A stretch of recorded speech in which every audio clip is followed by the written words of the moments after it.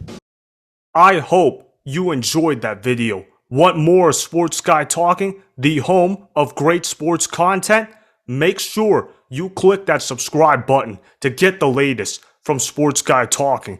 Go ahead and like the video, comment down below, check the description box on the video in order to follow my Instagram and Twitter. Also, be sure to check out more of the best clips from the YouTube channel Sports Guy Talking.